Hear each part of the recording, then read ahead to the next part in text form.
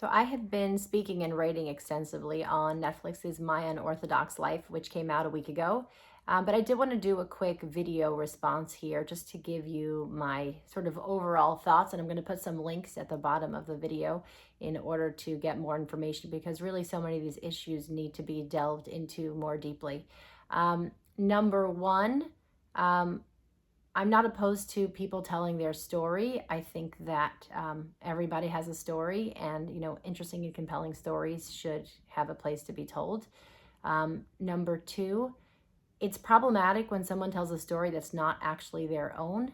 What I mean by that is that I certainly believe that Julia Haart felt trapped in her life. That's sort of a human experience. Sometimes people are in situations where they don't have a voice. They don't feel like they're around people that will love them unconditionally. They don't feel like they have room to be themselves. They don't feel like they have room to disagree. Those are human situations. What she does, unfortunately, is she describes parts of the Orthodox world that have nothing to do with what she actually grew up in. She's describing some of the most insular and right-wing Hasidic communities that she was never part of.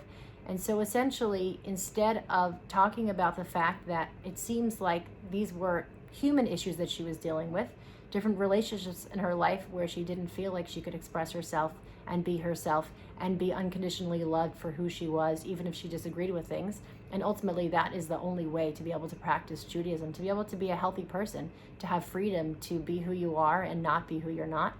Instead of letting that be the story, she invented numerous details, which I'll link in the link below, that were not actually her life. And so she then becomes a not very believable storyteller, and that kind of ruins the rest of the show.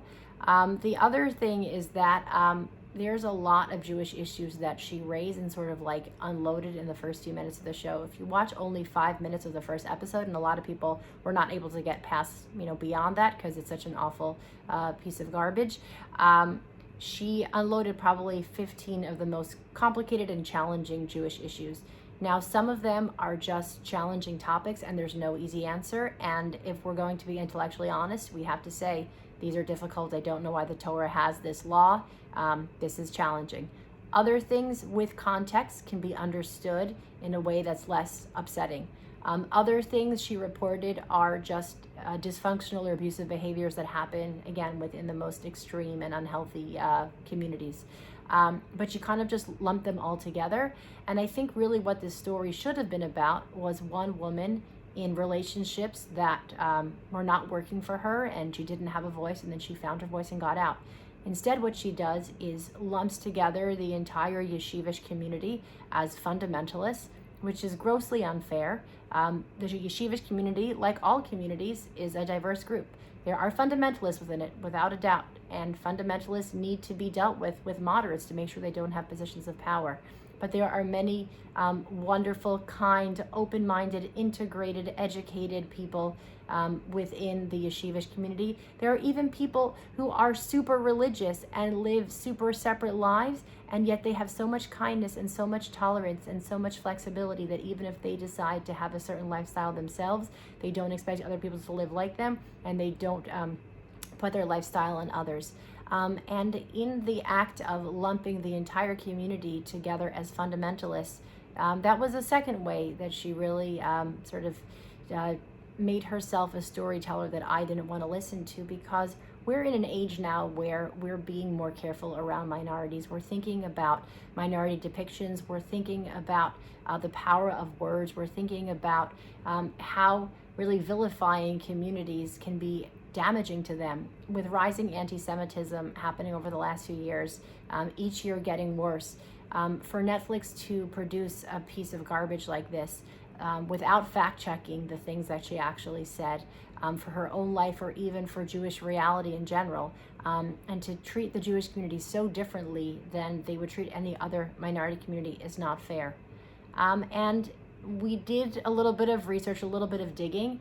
It seems like this is the seventh in 6 years, the seventh ex-ultra-Orthodox or ex-Haredi story in 6 years.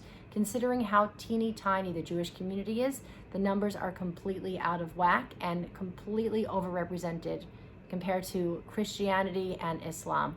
And so I did not like the show. I was not a fan of the show.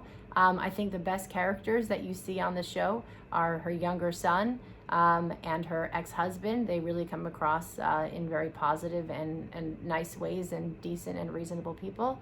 I really wish that Netflix moved on to something new. In our organization, we also have stories of people who have left their religious communities, but they come to find a beauty in being Jewish. That really makes for a fascinating story. We have pitched our stories to major outlets. We have been told that they're not interested, and we're getting a little bit annoyed by now. They could also tell a positive story occasionally. They could tell the story of somebody like one of our Orthodox Jewish All Stars.